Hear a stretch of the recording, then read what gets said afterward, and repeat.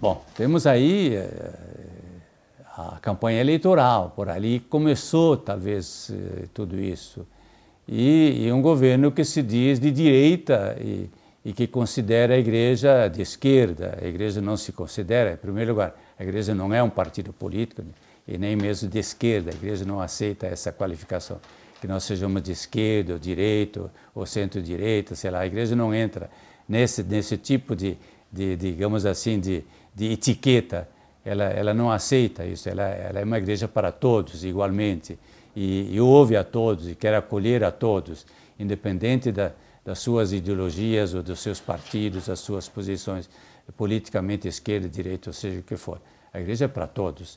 Então, nesse sentido, a igreja acha que é um mal-entendido quando se diz que ela é de esquerda, de direita politicamente. Isso é um mal-entendido. A igreja é de todos. E na igreja, certamente, tem pessoas que são de um partido, de outro partido, de uma ideologia.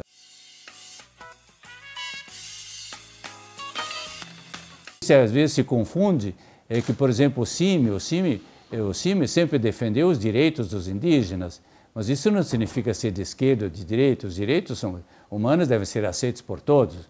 Não é uma questão de esquerda, direita ou centro. E o CIMI, sobretudo, sempre se pautou por isso e continua sendo isso, um defensor dos direitos dos indígenas, muitas vezes violados, muitas vezes esquecidos, muitas vezes minimizados, e tantos assassinatos, etc., que houve, criminalizações. Mas isso, repito, não tem nada a ver com esquerda ou direita, faz parte dos direitos fundamentais da Constituição. Como também a CPT tem que se ocupar dos direitos dos trabalhadores, as questões sociais, etc., que são direitos também que estão ali na Constituição.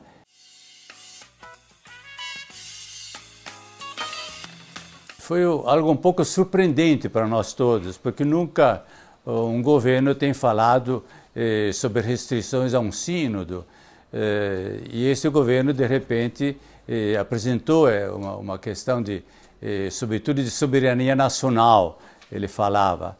Mas todos sabemos que o sínodo é de igreja para igreja, como disse o secretário-geral da CNBB. É da igreja e é para a igreja. Portanto, não é para políticos e militares, etc., e outras, mas é da igreja para a igreja. E certamente essa questão da soberania nacional não tem nada a ver, porque a igreja nunca falou disso, de eventualmente propor qualquer coisa em relação ao território, a quem pertenceria ou não. Tanto assim que o Papa, mais vezes, pelo menos 2 vezes, falou contra a internacionalização da Amazônia.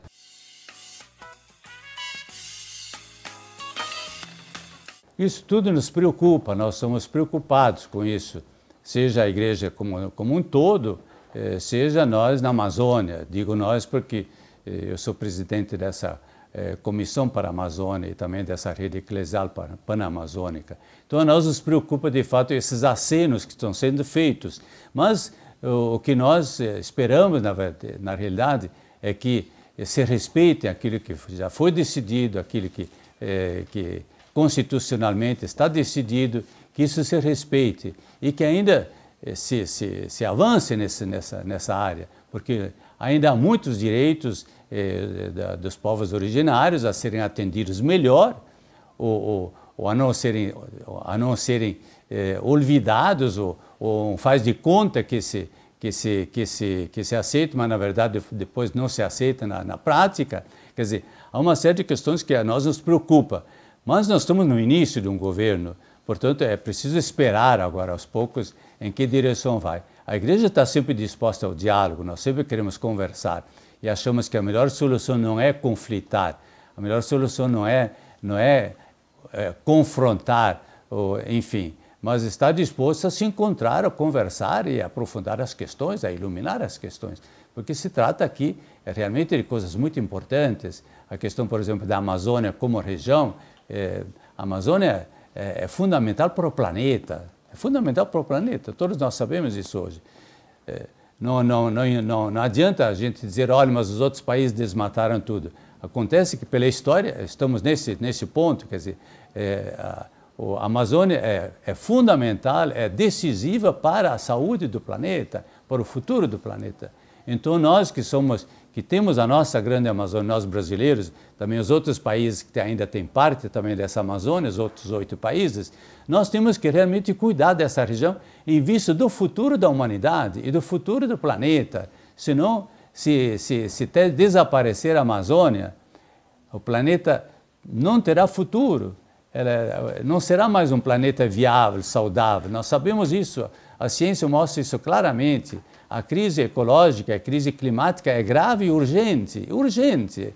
Não se pode dizer, não, mas vamos fazer isso no futuro, nós atualmente temos necessidade de tudo isso, não. É urgente e é grave.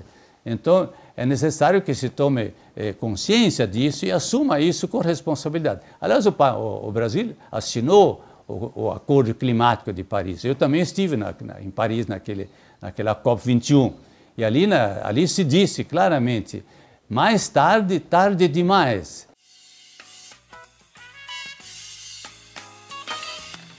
Eu acredito umas vezes que não é de má fé que se dizem coisas desse gênero, mas realmente se pensa que é assim. É preciso aprofundar muito mais, ter maior conhecimento do que é, de fato, a cultura, a história e a identidade dos povos indígenas para entender isso. É preciso realmente, e também ter aquela responsabilidade e vontade de querer preservar as culturas indígenas. Que, claro, quem não se interessa mais pelas culturas indígenas, pela história e identidade dos indígenas, e gostaria que eles todos simplesmente desaparecessem, ficassem invisíveis, seja dentro da sociedade, seja onde fosse, aí é claro que as coisas ficam mais complicadas. Mas eu penso que é preciso conhecer mais profundamente o que significa para os indígenas a terra, o que significa a terra. E isso me parece que, mesmo a sociedade em geral, a opinião pública em geral, às vezes não é suficientemente informada sobre isso.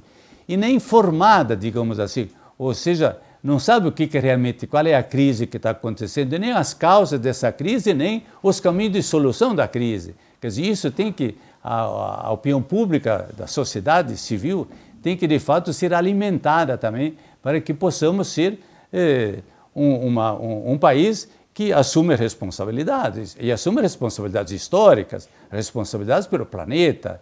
Então, o Brasil deve ser feliz de ser alguém que tem essa missão, em vez de se sentir, por assim dizer, prejudicado.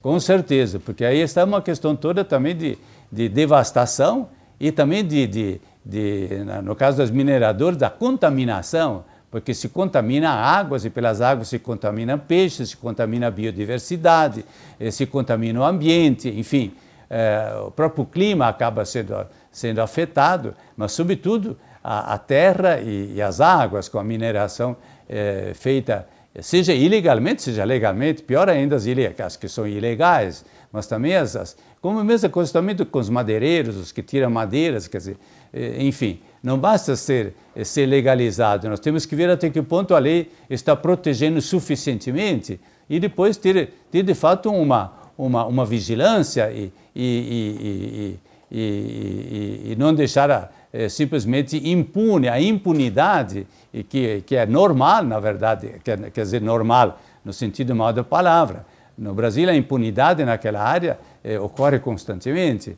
Então, o Brasil tem que ser muito mais cuidadoso da Amazônia e de todas essas questões. E ali, eu repito, madeireiros, criadores de gado, criadores de soja, mineração, tudo isso tem que ser discutido, até mesmo como se fazem hidroelétricas,